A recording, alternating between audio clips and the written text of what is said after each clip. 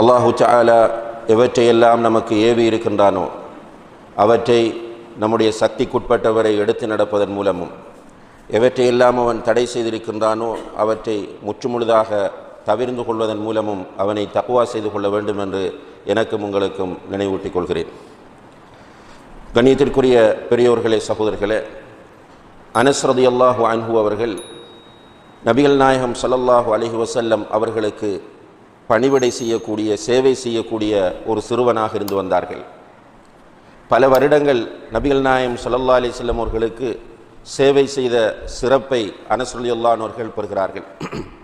அதனால்தான் அவர்களை ஹாதிமுர் ரசூல் என்று அழைப்பார்கள். இந்த அனஸ் ரலியல்லாஹு அன்ஹு அவர்கள் அறிவிக்கிறார்கள், நான் நபி ஸல்லல்லாஹு அலைஹி வஸல்லம் அவர்களுக்கு அதிகமாக சேவை செய்யக்கூடியவனாக இருந்தேன். நபி ஸல்லல்லாஹு அலைஹி வஸல்லம் அவர்கள் அதிகமாக அல்லாஹ்விடத்திலே பின்வரக்கூடிய துஆவை கேட்கக்கூடியவர்களாக இருந்தார்கள் என்று சொல்லி ஒரு துஆவை கற்றுத்தருகிறார்கள். நபி ஸல்லல்லாஹு அலைஹி வஸல்லம் அவர்கள் அதிகமாக கேட்ட அந்த துஆ, அல்லாஹும்ம இன்னி அஊது பிக மினல் ஹம்மி வல் ஹஸன் வல் அஜ்ஸி வல் கஸல் வல் புக்லி வல் ஜுப்ன் வ தல்இத் தைன் வ கலபத்திர் ரிஜால். இந்த ஹதீஸை இமாம் புகாரி ரஹிமஹுல்லாஹ் அவர்களும் இன்னும் பல அறிஞர்களும் அவர்களுடைய கிரந்தங்களிலே பதிவு செய்திருக்கிறார்கள். அன்புள்ள சகோதரர்களே, நபிகள் நாயகம் ஸல்லல்லாஹு அலைஹி வஸல்லம் அவர்கள் அல்லாஹ்விடத்திலே நிறைய துஆ செய்யக்கூடிய ஒருவராக இருந்திருக்கிறார்கள். அதிலும் குறிப்பாக சில துஆக்களை அதிகமாக நபி ஸல்லல்லாஹு அலைஹி வஸல்லம் அவர்கள் கேட்பார்கள். அப்படி அதிகமாக அவர்கள் கேட்பது என்பது அந்த துஆ உள்ளடங்கக்கூடிய விஷயங்களின் முக்கியத்துவத்தை நமக்கு உணர்த்தக்கூடியதாக இருக்கிறது. அந்த வகையிலே தான் இந்த துஆவிலே நபி ஸல்லல்லாஹு அலைஹி வஸல்லம் அவர்கள் கேட்கிறார்கள், அல்லாஹும்ம இன்னி அஊது பிக மினல் ஹம்மி வல் ஹஸன். யா அல்லாஹ், உன்னிடமிருந்து கவலை, யா அல்லாஹ், உன்னை கொண்டு கவலை, துக்கம் போன்றவற்றிலிருந்தும், வல் அஜ்ஸி வல் கஸல், இயலாமை, சோம்பேறித்தனம் போன்றவற்றிலிருந்தும், வல் புக்லி வல் ஜுப்ன், கோழைத்தனம், அதே போன்று கஞ்சத்தனம் போன்றவற்றிலிருந்தும், வ தல்இத் தைன், கடன் தொல்லையிலிருந்தும், வ கலபத்திர் ரிஜால், மனிதர்கள் மிகைத்து விடுவதிலிருந்தும் பாதுகாப்பு தேடுகிறேன் என்று நபி ஸல்லல்லாஹு அலைஹி வஸல்லம் அவர்கள் கேட்கிறார்கள். அன்புள்ள சகோதரர்களே, முதலாவதாக நபி ஸல்லல்லாஹு அலைஹி வஸல்லம் அவர்கள் இந்த துஆவில் ஹம், ஹஸன் என்ற இரண்டு விஷயங்களிலிருந்து பாதுகாப்பு தேடுகிறார்கள். ஹம் என்று சொன்னால் எதிர்காலத்தில் நடக்கப் போகிற விஷயங்களை நினைத்து ஏற்படக்கூடிய கவலை, துக்கத்தை குறிக்கும். ஹஸன் அல்லது ஹுஸ்ன் என்று சொன்னால் கடந்த காலங்களில் நடந்தவற்றை நினைத்து கவலைப்படுவதை குறிக்கும். இந்த இரண்டு விதமான கவலைகளிலிருந்தும் நபி ஸல்லல்லாஹு அலைஹி வஸல்லம் அவர்கள் பாதுகாப்பு தேடுகிறார்கள். மனிதனை பொறுத்தவரையில் அல்லாஹு தஆலா அவனை பற்றி சொல்லும்போது, வத்தில்கல் ஐயாமு நுதாவிலுஹா பைனன் நாஸ், இந்த காலத்தை மனிதனுக்கு மத்தியிலே நாம் மாறி மாறி சுழலச் செய்வோம் என்று சொல்கிறார். இந்த வகையில் மனிதனுடைய நிலை ஒரே நிலையில் எப்போதும் இருக்காது, மாறி மாறித்தான் வந்து கொண்டிருக்கும். அவனுக்கு ஆரோக்கியமான நிலை கொஞ்ச காலம் இருக்கும், பிறகு சோமில்லாமல் போகும், பிறகு ஆரோக்கியம் வரும். அதே போன்று சந்தோஷமாக இருப்பான், பிறகு கவலை வரும், கவலை போகும், சந்தோஷம் வரும். இதுதான் மனிதனுடைய நிலையாக இருந்து கொண்டிருக்கிறது. இந்த நிலைகளிலே கவலை என்பது மனிதனை பொறுத்தவரையில் மனிதன் விரும்பாத, அவனுடைய நிம்மதியை கெடுக்கக்கூடிய ஒன்றாக இருக்கிறது.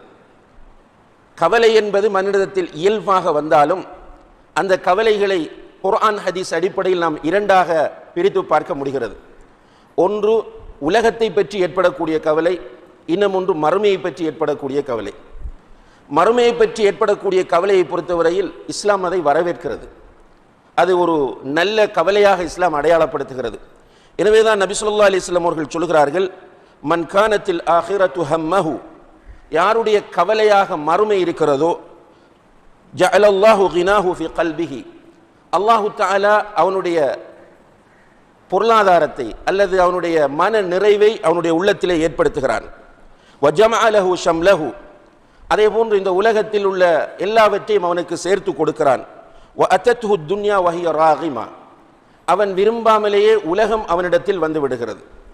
அதாவது ஒருவனுடைய முழு கவலையும் மறுமையாக இருந்தால் அவனுடைய முழு பிரச்சனைகளையும் அல்லாஹ் பொறுப்பெடுத்துக் கொள்கிறான். அவனுக்கு அல்லாஹு தஆலா அறியாப்புறமாக ரிஸ்கை கொடுக்கிறான். அவனுடைய மனதில் அல்லாஹு தஆலா தன்னிறைவை கொடுக்கிறான் என்று நபி ஸல்லல்லாஹு அலைஹி வஸல்லம் அவர்கள் சொல்கிறார்கள். இதன் மூலம் மறுமை பற்றி ஏற்படக்கூடிய கவலை நல்ல கவலை, அது வரவேற்கத்தக்க கவலை. ஒரு மூமினிடம் அந்த கவலை இருக்க வேண்டும் என்பதை நபி ஸல்லல்லாஹு அலைஹி வஸல்லம் அவர்கள் இங்கே நமக்கு வலியுறுத்துகிறார்கள்.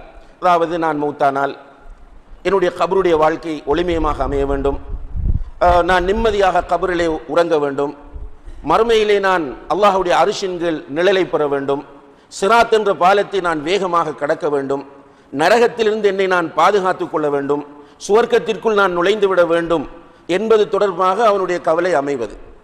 இது ஒவ்வொரு மூமினிடமும் இருக்க வேண்டியது.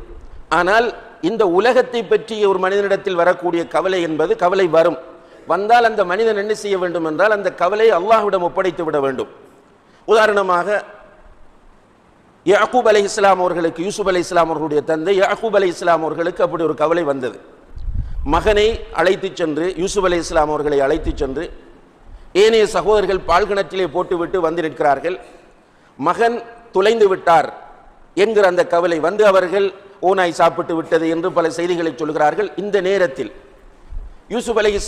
யாக்கூப் அலைஹிஸ்ஸலாம் அவர்கள் சொல்கிறார்கள், அல்லாஹும்ம இன்னி அஷ்கு பஸ்ஸி வ ஹுஸ்னி இலல்லாஹ், இன்னி அஷ்கு பஸ்ஸி வ ஹுஸ்னி இலல்லாஹ், என்னுடைய கவலை துக்கம் அனைத்தையும் நான் அல்லாஹ்விடத்திலே ஒப்படைக்கிறேன் என்று சொன்னார்கள். அதே போன்று ஆயிஷா ரலியல்லாஹு அன்ஹா அவர்களுக்கு மிகப்பெரிய ஒரு கவலை ஏற்பட்ட வரலாறு நமக்கு தெரியும். அப்துல்லாஹ் இப்னு உபை இப்னு சலூல் என்கிற முனாஃபிக் அவர்கள் மீது விபச்சார குற்றம் சாட்டுகிறான். அந்த விபச்சார குற்றத்தை நிரூபிக்கக்கூடிய முறையிலே அவன் பல வதந்திகளை சஹாபாக்கள் மத்தியிலே பரப்பி சஹாபாக்களில் சிலரும் அதை நம்பி விடுகிறார்கள். ஹஸ்ஸான் இப்னு சாபித், மிஸ்தஹ் இப்னு அசால், ஹம்னா பின் ஷஹ்ஷ் போன்ற சஹாபா பெருமக்களும் அந்த செய்தியை நம்பி விடுகிறார்கள். மதீனாவிலே மிகப்பெரிய ஒரு பரபரப்பாக இது இருக்கிறது. ஆயிஷா ரலியல்லாஹு அன்ஹா அவர்கள் அழுது அழுது கவலையினால் துக்கத்தினால் அவர்களுடைய கண்கள் கருத்து விட்டன. அந்த நேரத்தில் அவர்கள் தன்னுடைய வரலாற்றை பிறகு சொல்லும்போது சொல்கிறார்கள், இப்படி ஒரு சூழ்நிலை ஏற்பட்ட போது எனக்கு என்ன சொல்வதென்று தெரியவில்லை.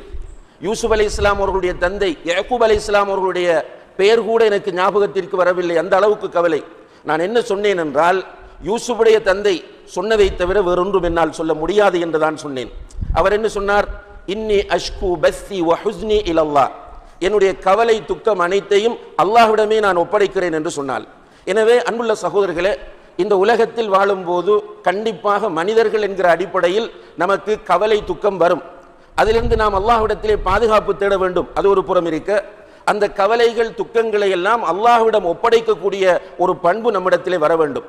அப்படி இல்லாமல் உலகத்தை பற்றியே நாம் கவலைப்பட்டு கொண்டிருந்தால் அது நமக்கு அழிவாகவும் கைசேதமாகவும் தான் அமையும்.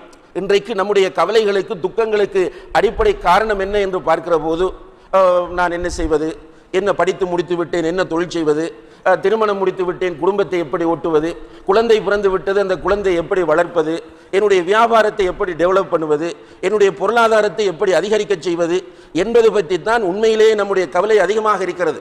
காலையில் எழுந்ததிலிருந்து இரவு தூங்கச் செல்லுகிற வரைக்கும் நம்முடைய அந்த சிந்தனைகளை நாம் ஒரு பதிவு செய்வோமாக இருந்தால் அந்த சிந்தனைகளில் அதிகமாக வரக்கூடிய சிந்தனை இதுவாகத்தான் இருக்கும். ரசூல் ஸல்லல்லாஹு அலைஹி வஸல்லம் அவர்கள் சொல்கிறார்கள், மன் கானத்தி துன்யா ஹம்மஹு, யாருடைய முழு கவலையாக உலகம் மாறுகிறதோ, எப்படி உலகத்தை அனுபவிப்பது, எப்படி உலகத்தை ஆளுவது, உலகத்தில் எப்படி பொருளாதாரத்தை தேடுவது, உலகத்தில் எப்படி செல்வாக்கோடு வாழுவது என்கிற கவலையை ஒரு மனிதன் தன்னுடைய தலைக்குள் ஏற்றிக்கொள்வானாக இருந்தால் ஜஅலல்லாஹு ஃபக்ரஹு பைன ஐனைஹி, அல்லாஹு தஆலா வறுமையை அவனுடைய கண்களுக்கு முன்னால் கொண்டு வந்து வைத்து விடுவான். அதாவது நேரடியாக அவனுக்கு வறுமை தெரியும். இதனுடைய அர்த்தம் என்னவென்றால், அன்புள்ள சகோதரர்களே, வறுமை என்பது பொருளாதாரம் இல்லாமல் போவதல்ல. ரசூல் ஸல்லல்லாஹு அலைஹி வஸல்லம் அவர்கள் சொல்கிறார்கள், லைஸல் கினா அன் கஸரத்தில் அர்த் வலாக்கின்னல் கினா கினன் நஃப்ஸ், பொருளாதாரம் என்பது, செல்வம் என்பது நிறைய சொத்துக்கள் குவிவதல்ல, போதும் என்ற மனம்தான் செல்வம் என்கிறார்கள். ஒரு மனிதன் பணக்காரன் என்று சொன்னால், வசதி உள்ளவன் என்றால் அல்லாஹ் கொடுப்பதை கொண்டு அவன் திருப்தி அடைய வேண்டும், இதுதான் அவன் செல்வந்தன் என்பதற்கு அர்த்தமாகும். ஆனால் ஒரு மனிதனுக்கு அல்லாஹ் ஒரு ஓடை நிறைய தங்கத்தை கொடுக்க இன்னும் ஒரு ஓடைக்கு ஆசைப்படுகிறான், 2 ஓடைகளுக்கு தங்கத்தை கொடுக்க 3வது ஒன்றுக்கு ஆசைப்படுகிறான் என்றால் இவன் பிச்சைக்காரன், இவன் செல்வந்தன் கிடையாது. உண்மையிலே செல்வந்தன் என்றால் அல்லாஹ் எனக்கு நிறைய தந்திருக்கிறான் அல்ஹம்துலில்லாஹ் என்று அவன் மனதார சொல்ல வேண்டும். ரசூல் ஸல்லல்லாஹு அலைஹி வஸல்லம் அவர்களிடத்தில் பொருளாதாரம் இருக்கவில்லை, ஆனால் செல்வந்தத்தோடு ரசூலுல்லாஹி அலைஹி வஸல்லம் அவர்கள் வாழ்ந்தார்கள். அதிகமான சஹாபாக்களிடத்தில் பொருளாதாரம் இருக்கவில்லை, ஆனால் மன நிறைவோடு அவர்கள் வாழ்ந்தார்கள். அந்த உலகத்தை பற்றிய கவலை அவர்களை பெரிதாக ஆக்கிரமிக்கவில்லை என்பதை அவருடைய வரலாற்றை படிக்கிற போது நம்மால் புரிந்து கொள்ள முடிகிறது. ஆனால் இன்றைக்கு நம்முடைய முழு கவலையும் தீனை பற்றி கவலைப்படுவதை விட, நம்முடைய மௌத்தை பற்றி கவலைப்படுவதை விட, நம்முடைய கபருடைய வாழ்க்கையை பற்றி கவலைப்படுவதை விட, மஹ்ஷரிலே அல்லாஹு தஆலா சூரியனை நம்முடைய தலைக்கு ஒருமையிலுக்கு அப்பால் கொண்டு போது ஏற்படக்கூடிய அந்த பயங்கரத்தை பற்றி கவலைப்படுவதை விட, சிராத் என்ற அந்த பாலத்தை பற்றி கவலைப்படுவதை விட, பயங்கரமான அந்த நரக நெருப்பை பற்றி கவலைப்படுவதை விட கூடுதலாக எதற்கு கவலைப்படுகிறோம்? இன்று என்னுடைய பொருளாதாரத்தை எப்படி தேடிக்கொள்வது, என்னுடைய பிள்ளைக்கு எப்படி மாப்பிள்ளை தேடுவது, என்னுடைய பிள்ளைக்கு எப்படி வீடு கட்டுவது, எப்படி ஒரு வளவை வாங்கிக் கொள்வது, அல்லது அடுத்தவன் பொருளாதாரத்தை ஈட்டுகிற போது அவனை போன்று நான் எப்படி வருவது, அல்லது அவனுடைய பொருளாதாரத்தை எப்படி நான் வீழ்த்துவது, இதுதான் நம்முடைய அதிகமான கவலையாக இருக்கிறது. ரசூல் ஸல்லல்லாஹு அலைஹி வஸல்லம் அவர்கள் சொல்கிறார்கள், மன் கானத் ஹம்முஹு துன்யா, யாருடைய கவலையாக உலகம் மாறுகிறதோ ஜஅல அல்லாஹுல் ஃபக்ர பைன ஐனைஹி, அவனுடைய கண் முன்னால் அல்லாஹ் வறுமையை கொண்டு வந்து விடுவான். போதாது போதாது, ஒரு ஏழை காலையிலே எழுந்திருப்பான், எழுந்து ஒன்று அவன் ஒரு கூலி தொழிலுக்கு செல்வான், ஒரு 2 மணி 3 மணி வரைக்கும் கூலி தொழிலை முடிப்பான், அவனுக்கு கிடைக்கிற சம்பளத்தை எடுத்து வருவான், வீட்டில் மனைவி மக்களோடு சந்தோஷமாக உட்கார்ந்து சாப்பிடுவான், உடம்புக்கு தேவையான ரெஸ்டை தாராளமாக கொடுப்பான், இரவிலே செய்ய வேண்டிய இபாதத்துகளை செய்வான். அல்ஹம்துலில்லாஹ், அந்த மனிதன் சந்தோஷமாக வாழ்ந்து கொண்டு செல்கிறான். மாடி வீடுகள் இருக்கிறது, பெரும் பெரும் அசையும் அசையா சொத்துக்கள் இருக்கின்றன, வாகனங்கள் இருக்கின்றன. ஆனால் அந்த மனிதனுக்கு குடும்பத்தோடு உட்கார்ந்து சாப்பிடுவதற்கு நேரம் இல்லை, பிள்ளைகளோடு ஒரு சுற்றுலா செல்வதற்கு நேரம் இல்லை, மனைவியோடு சந்தோஷமாக உட்கார்ந்து பேசுவதற்கு நேரம் இல்லை, இபாதத்துக்கள் செய்வதற்கு அறவே நேரமே இல்லை. கடமையான வணக்கங்கள் எல்லாம் அவனுக்கு சிம்பிளாகிவிடும். வாங்கி சொன்னால் இது என்ன தொலைப்போவதை விட அந்த நேரத்தில் செய்கிற வியாபாரம் பெரிது என்று அவன் நினைத்து விடுவான். அந்த நேரத்தில் அவனுக்கு மிஸ் ஆகக்கூடிய அந்த லாபம் இருக்கிறதையோ அது ஒரு பெரிய இழப்பாக அவன் கருதுவான். அங்கே தொலைப்போகாமல் முனாஃபிக்களுடைய பட்டியலிலே அவன் சேர்ந்து கொள்வது என்பது அவனுக்கு ஒரு மேட்டராக இருக்காது. அவனுடைய கவலை எல்லாம் இந்த நேரத்தில் கடையை மூடிவிட்டேனாக இருந்தால், இந்த நேரத்தில் பள்ளிக்கு போய்விட்டேனாக இருந்தால் எனக்கு வருகிற பொருளாதாரம் இல்லாமல் போய்விடும். எவ்வளவு பெரிய ஒரு வறுமையை அல்லாஹு தஆலா அவனுடைய கண் முன்னால் காட்டுகிறான் என்று பாருங்கள். மறுநாளைக்கு என்ன செய்வது? கனவிலும் அவனுக்கு பிரச்சனை தான். தூங்க சென்று விட்டால் கனவிலும் அவனுக்கு பிரச்சனை தான். நாளைக்கு செக்குக்கு எப்படி பணம் போடுவது, அதற்குரிய சிக்கல் அவனுக்கு உருவாகிறது. இதைத்தான் ரசூல் ஸல்லல்லாஹு அலைஹி வஸல்லம் அவர்கள் சொல்கிறார்கள், மன் கானத்தி துன்யா ஹம்மஹு, யாருடைய கவலையாக உலகம் மாறுகிறதோ ஜஅல அல்லாஹு ஃபக்ரஹு பைன ஐனைஹி, அல்லாஹு அக்பர், அவனுடைய கண்ணுக்கு முன்னால் அல்லாஹ் வறுமையை ஆக்கி விடுவான். ஆனால் மறுமையை கவலையாக கொள்கிறவர்களுக்கு அல்லாஹ் துனியாவை கொண்டு வந்து கொட்டுவான். ஆனால் அந்த மனிதர்கள் துனியாவுக்கு அடிமைப்பட மாட்டார்கள். துனியாவை வைத்தும் மறுமையை கவலைப்படுகிற மனிதர்களிடத்தில் துனியாவை கொண்டு வந்து கொட்டப்படும். உதாரணமாக உஸ்மான் இப்னு அஃபான் ரலியல்லாஹு அன்ஹு அவர்கள் அல்லாஹு தஆலா அள்ளி கொடுத்தான். அந்த காலத்திலேயே இம்போர்ட் எக்ஸ்போர்ட் பிசினஸ் செய்தவர்கள், அந்த காலத்திலே மிகப்பெரிய ஒரு கோடீஸ்வரர். அவருடைய கவலை எல்லாம் மறுமை என்பதாக இருந்தது. அல்லாஹ் கொட்ட கொட்ட அவர்கள் மறுமைக்காக சேமித்தார்கள். எங்கெல்லாம் ரசூல் ஸல்லல்லாஹு அலைஹி வஸல்லம் அவர்கள் இதை செய்தால் சுவர்க்கம் கிடைக்கும் என்று சொன்னார்களோ அந்த இடத்தில் முதலாம் ஆளாக இருந்தவர்கள் உஸ்மான் இப்னு அஃபான் ரலியல்லாஹு அன்ஹு அவர்கள். அதுபோன்றுதான் எல்லா சஹாபாக்களும் கண்ணியத்திற்குரியவர்களே.